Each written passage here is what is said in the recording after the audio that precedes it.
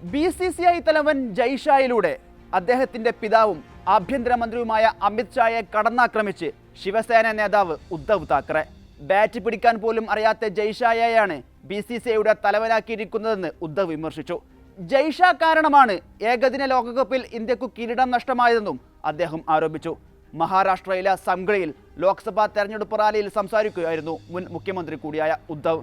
ശിവസേനയിൽ പിളർപ്പുണ്ടായത് ചിലർ പറയുന്നത് പോലെ തൻ്റെ കുടുംബവുമായുള്ള പ്രശ്നം കാരണമല്ലെന്ന് അദ്ദേഹം പറഞ്ഞു. എനിക്ക് മകൻ ആദിത്യ താക്കറെയോടുള്ള സ്നേഹം കാരണമാണ് ശിവസേന പിളർന്നത് എന്നാണ് ചിലർ പറയുന്നത്. നിങ്ങളുടെ കാര്യം എന്താണ്? അമിത് ഷായുടെ മകൻ ജയ്ഷാ കാരണമല്ലേ ഇന്ത്യ ICC ഏകദിന ലോകകപ്പ് ഫൈനലിൽ തോറ്റത്? എങ്ങനെയാണ് ബാറ്റ് പിടിക്കേണ്ടതെന്ന് പോലും ജയ്ഷാക്ക് അറിയില്ല.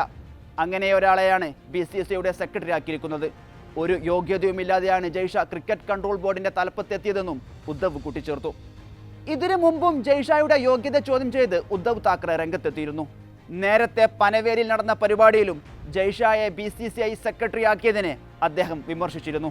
അമിത് ഷാ നടത്തിയ സ്വജനപക്ഷപാത കുടുംബാധിപത്യ ആരോപണങ്ങളോട് പ്രതികരിക്കവെയാണ് അദ്ദേഹം ജയ്ഷായെ ഉയർത്തി മറുപടി നൽകിയത്. ജയ്ഷായെ BCCI തലവനാക്കിയതുപോലെയല്ല, തങ്ങളുടെ പാർട്ടിയിൽ ഏതൊരാളും തെരഞ്ഞെടുപ്പ് പ്രക്രിയയിലൂടെയാണ് നേതൃസ്ഥാനത്തെത്തുന്നതെന്നും ഉദ്ധവ് താക്കറെ പറഞ്ഞു. മോദി ബ്രാൻഡ് മഹാരാഷ്ട്രയിൽ ചെലവാകില്ലെന്ന് BJP തിരിച്ചറിഞ്ഞെന്നും ഉദ്ധവ് താക്കറെ കൂട്ടിച്ചേർക്കുന്നു. നേരത്തെ തമിഴ്നാട് കായിക മന്ത്രിയും മുഖ്യമന്ത്രി MK സ്റ്റാലിൻ്റെ മകനുമായ ഉദയനിധി സ്റ്റാലിനും ജയ്ഷായുടെ യോഗ്യതയെ ചോദ്യം ചെയ്തിരുന്നു. DMK കുടുംബാധിപത്യ പാർട്ടിയാണെന്ന കേന്ദ്ര ആഭ്യന്തരമന്ത്രി അമിത് ഷായുടെ വിമർശനത്തിന് മറുപടിയായിട്ടായിരുന്നു ഉദയനിധിയുടെ വിമർശനം. അമിത് ഷായുടെ മകൻ ജയ്ഷാ BCCI സെക്രട്ടറി സ്ഥാനത്ത് എത്തിയത് എന്തിൻ്റെ അടിസ്ഥാനത്തിലാണ് എന്നായിരുന്നു ഉദയനിധിയുടെ ചോദ്യം.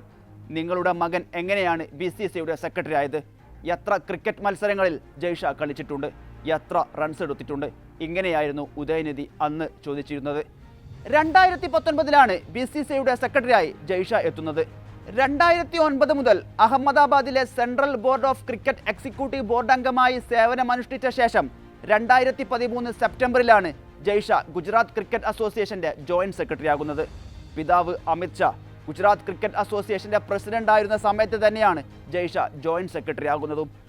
അന്ന് തന്നെ നിയമനത്തിനെതിരെ വിവിധ കോണുകളിൽ നിന്നും വിമർശനം ഉയർന്നിരുന്നു. 2015 ഇന്ത്യൻ ക്രിക്കറ്റ് കൺട്രോൾ ബോർഡിന്റെ ഫിനാൻസ് മാർക്കറ്റിംഗ് കമ്മിറ്റികളിൽ ഷാ അംഗമായിരുന്നു. പിന്നീടാണ് BCCIയുടെ സെക്രട്ടറി സ്ഥാനത്തേക്ക് എത്തുന്നത്. കഴിഞ്ഞ ജനുവരിയിൽ ജയ്ഷായെ ഏഷ്യൻ ക്രിക്കറ്റ് കൗൺസിലിന്റെ പ്രസിഡന്റായി വീണ്ടും നിയമിച്ചിരുന്നു. തുടർച്ചയായി 3ാം തവണയാണ് ജയ്ഷാ ഈ പദവിയിലേക്ക് തെരഞ്ഞെടുക്കപ്പെടുന്നത്.